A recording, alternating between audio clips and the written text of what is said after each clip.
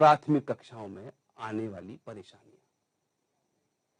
यहां एक बात देखी गई है कि मुझे जो लगता है कि मैं शिक्षक हूं, आप भी शिक्षक हैं, हम सभी की समस्याएं, हम सभी की परेशानियां एक सी होती है।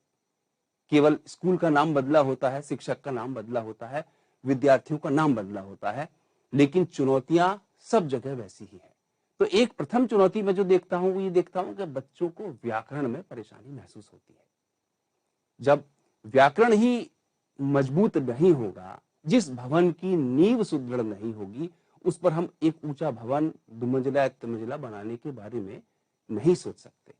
तो यहां जो व्याकरण की बात है, वो व्याकरण की बात में जब हम कहते हैं कि बच्चे को श्रवण, 4 चीजों पर हम गौर करते हैं। व्याकरण का एक आधार है, एक मूल आधार व्याकरण का बनता है श्रवण से, वाचन से, पठन से और लेखन से। ये चारों व्याकरण की नींव है। जब ये चारों चीजें बच्चे को अच्छे से आएंगी, तभी हम उसे आगे बढ़ने के बारे में सोच सकते हैं कि हाँ, बच्चा इसके अलावा बाकी चीजें कर लेगा।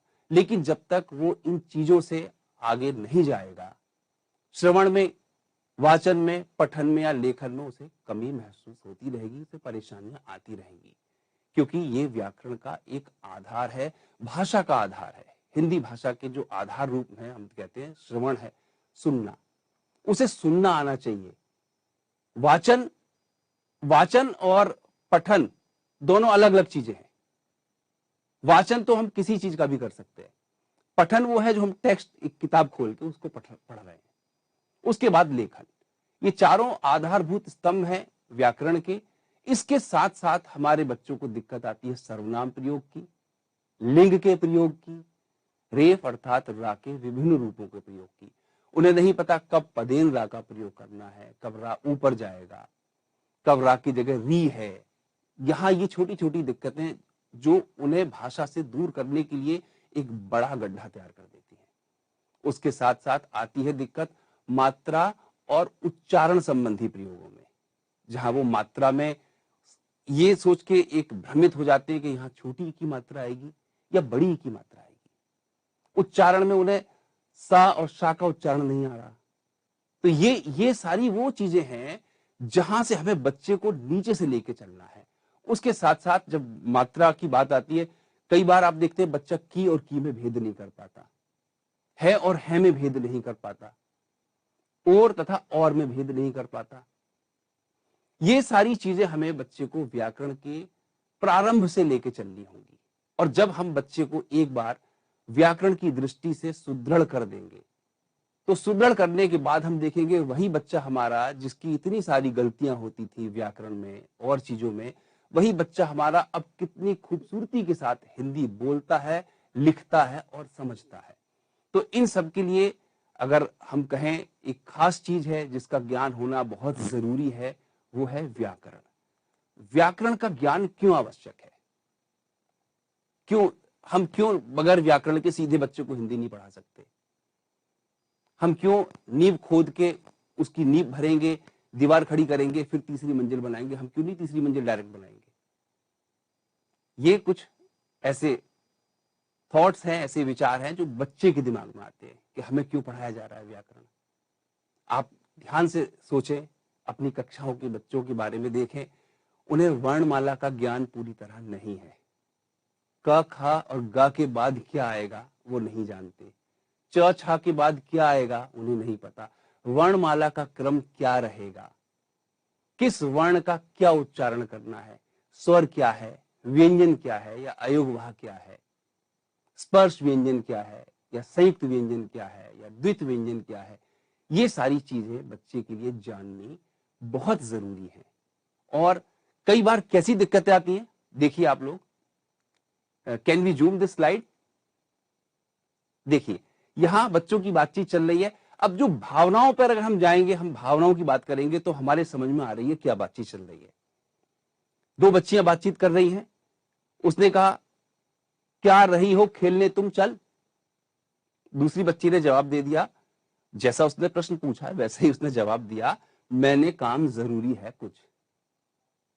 दो बच्चों की ओर बातचीत चल रही है। यहां पर जा रहा किधर तुम किधर जा रहे हो, वो ये कहना चाह रहा है, लेकिन उसने कह दिया जा रहा किधर तुम। तो बच्चे की, ये तो बच्चे हैं, कुछ भी बोल सकते हैं। उसने दूसरे ने कहा हूं घर जा रहा मैं। अगली स्लाइड में हम देखें, अब यहाँ बड़ी अच्छी सी एक दुग्ध डेयरी है, दूध भी मिल रहा है, शुद्ध दूध मिल रहा है। आजकल के जमाने में वैसे बहुत मुश्किल है शुद्ध मिलना, लेकिन मिल रहा है। अब वहां लिखा है यहां शुद्ध भैंस का ताजा दूध मिलता है। अब यहां इस वाक्य में दो प्रकार की गलतियां हैं। एक तो अशुद्धि है शब्दों की, मात्राओं की, दूसरी है वाक्य विन्यास की। क्योंकि शुद्ध भैंस नहीं होगी, भैंस का शुद्ध और ताजा दूध तो हो सकता है। तीसरी हम स्लाइड पर अगर हम बात करें तो तीसरी स्लाइड का हम देखते हैं, आप जहां कहीं बस में जाते होंगे तो ये चीज आप बस में भी देखते होंगे। ऐसा नहीं है कि आप ये चीज नहीं देखते होंगे, कई बार हम लोग कहीं सार्वजनिक स्थानों पर देखते हैं, ये सारी चीजें हमें लिखी हुई नजर आती हैं। यहां भी वर्तनी की अशुद्धियां हैं, शब्दों की अशुद्धियां हैं। तो यहां हमें ये चीजें ध्यान में रखनी है कि हम ये किस तरह से, हम ये क्यों कर रहे हैं। Can we zoom out now. तो यहां हमें ये ध्यान में रखना है कि हम जब व्याकरण पढ़ा रहे हैं, हम क्यों पढ़ा रहे हैं। अब हम जूम आउट कर सकते हैं ये स्क्रीन को। हाँ, तो यहां हमने जब ये देखा व्याकरण का ज्ञान क्यों आवश्यक है, क्यों हम बगैर व्याकरण के नहीं चल सकते आगे। क्योंकि बच्चे को उस भाषा से जोड़ना है। किसी भी भाषा से बच्चे को जोड़ने के लिए व्याकरण का ज्ञान बहुत आवश्यक है, और वही उसकी नींव तैयार करता है, वही उसे भाषा में कौशल और पारंगत बनाता है। उसके बाद हम बात करते हैं कि अभी हमने 4 चीजें देखी थी, आपने अगर ध्यान दिया हो। हमने कहा था वाचन, श्रवण, पठन, लेखन। ये हमने बताया आपको भाषा के ये 4 स्तंभ हैं।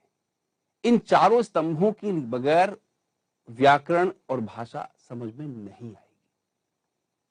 लिसनिंग अर्थात सुनना, स्पीकिंग अर्थात बोलना, रीडिंग अर्थात पढ़ना, और राइटिंग अर्थात लिखना। अब यहां सुनने की बात क्या है कि सुनने के लिए हमें पहले ये देखना है कि जो बात हमें समझाई जा रही है, जो सुनाई जा रही है, क्या हम उसे सुनने में सक्षम है। Can we zoom this slide. यहां हमने देखा कि लिसनिंग की जो बात हम करते हैं तो उसमें हमें बच्चे के अंदर वो एक क्षमता उत्पन्न करनी है कि जो बात हमने कही गई, जो बात हमसे कही जा रही है, जो हमें सुनाया जा रहा है, क्या हम उसे समझ पा रहे हैं। उसके बाद जब हम स्पीकिंग की बात करेंगे, अर्थात बोलने की बात करेंगे, तो बोलेंगे हम तब जब हमने कही हुई बात को अच्छे से सुना है और समझा है। तो यहां बच्चे की वो योग्यता आपको डेवलप करनी है जहां बच्चा उस चीज को अच्छे से स्पीक कर पाए, अर्थात बोल पाए। उसके बाद आते हैं हम रीडिंग पर। तो रीडिंग में आपको बच्चे के अंदर वो योग्यता लानी है कि जो लिखा हुआ उसे एक कंटेंट मिला है, लिखा हुआ उसे जो कुछ भी मिला है, क्या वो उन शब्दों के अर्थ को समझ पा रहा है। क्योंकि जब तक वो लिखे हुए को समझ ही नहीं पाएगा तो वो ना तो उसमें अपने भाव संप्रेषण कर सकता है, ना अपनी भावनाओं को व्यक्त कर सकता है, ना वो उसमें अपनी कोई बात आगे रख सकता है। और लास्ट में हम आते हैं राइटिंग पर। तो राइटिंग का क्या है कि जो आपके थॉट्स हैं आपके दिमाग में, क्या आपका बच्चा उन थॉट्स को प्रकट करने में सक्षम है। Please zoom out.